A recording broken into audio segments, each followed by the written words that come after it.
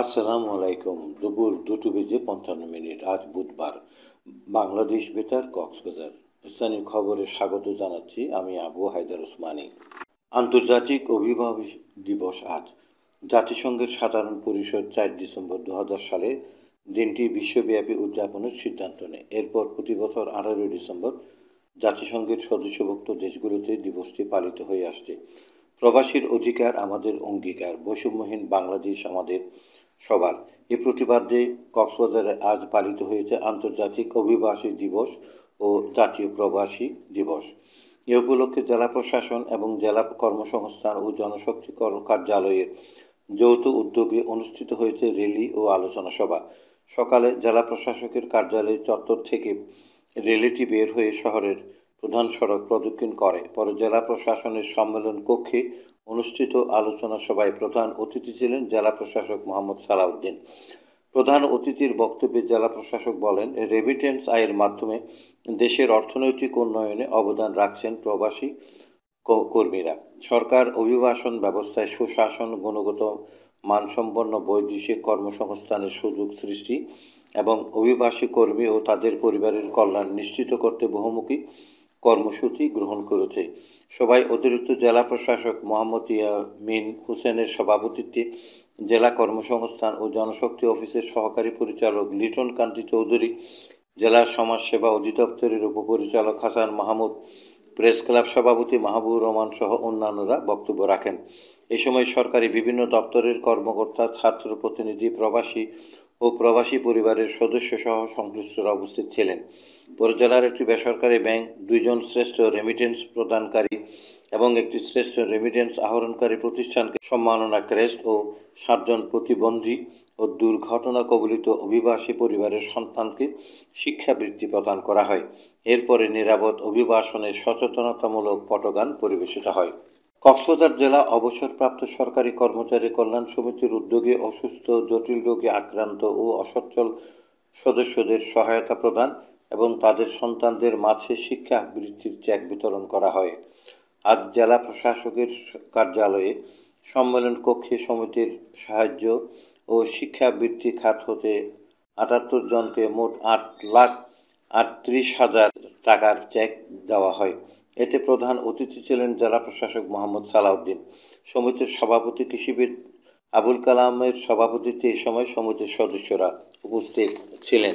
ঈদগাঁওতে কৃষকদের মাঝে বিনামূল্যে বীজ ও সার বিতরণ শুরু হয়েছে। আজ ইসলামাবাদ ইউনিয়নে এই কর্মসূচির উদ্বোধন করেন উপজেলা নির্বাহী কর্মকর্তা বিমল চাকমা। ঈদগাঁও ইউনিয়ন উপসহকারী কৃষি কর্মকর্তা আবদুল্লাহ আল মামুন জানান, ইউনিয়নের 420 জন কৃষককে 5 কেজি করে ওপসি বোরো ধান বীজ ও 20 কেজি করে এমওপি ও ডিএপি সার সহায়তা এবং 150 জনকে 2 কেজি করে হাইব্রিড ধান বীজ বিতরণ করা হচ্ছে। 2024-25 অর্থবছরে রবি মৌসুমে কৃষি প্রণোদনা কর্মসূচির আওতায় বোরো আবাদ বৃদ্ধির লক্ষ্যে প্রান্তিক ও ক্ষুদ্র কৃষকদের মাঝে এসব কৃষি উপকরণ বিতরণ করা হয় বলে জানান তিনি। উকিয়ায় ওয়াটার স্যানিটেশন ও হাইজিন বিষয়ক প্রকল্প অবহিতকরণ সভা অনুষ্ঠিত হয়েছে। আজ সকালে উপজেলা প্রশাসনের সহযোগিতায় ইউনিসেফ ও দুস্থ স্বাস্থ্য কেন্দ্র যৌথভাবে উপজেলা পরিষদ হলরুমে এই সভার আয়োজন করে।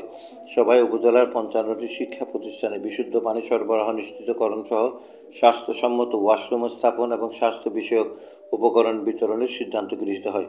উপজেলা নির্বাহী কর্মকর্তা মোহাম্মদ কামরুল হাসান চৌধুরীর সভাপতিত্বে প্রধান জনস্বাস্থ্য প্রকৌশল অধিদপ্তরের সহকারী প্রকৌশলী, উপজেলা পরিবার পরিকল্পনা কর্মকর্তা, উপজেলা সমাজসেবা কর্মকর্তা, উপজেলা মাধ্যমিক শিক্ষা কর্মকর্তা সহ সংশ্লিষ্টরা উপস্থিত ছিলেন। টেকনা মডেল থানার পুলিশ অভিযান চালিয়ে অস্ত্রসহ একজনকে আটক করেছে।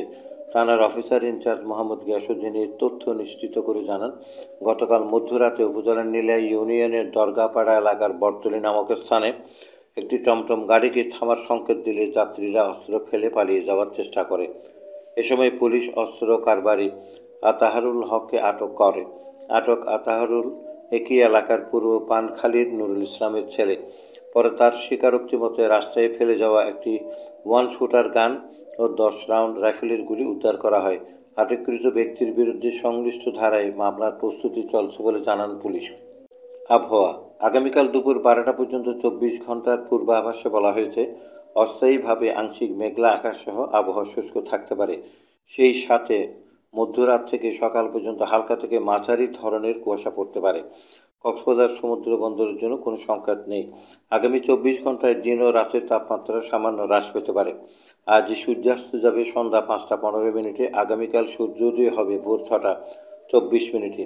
আজকের সর্বনিম্ন তাপমাত্রা ছিল 22.3 ডিগ্রি সেলসিয়াস এবং সর্বোচ্চ তাপমাত্রা ছিল 33.5 ডিগ্রি সেলসিয়াস। এখন জানিয়ে দিচ্ছি বাঁকখালী নদীর মোহনা ও সংলগ্ন এলাকার সামুদ্রিক জোয়ার ভাটার সময়সূচি।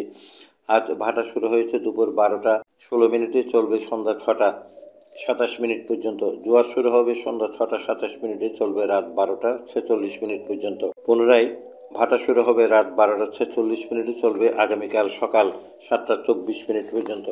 খবর শেষ হলো। আমাদের পরবর্তী খবর প্রচারিত হবে আগামীকাল সকাল 9টা বেজে 25 মিনিটে।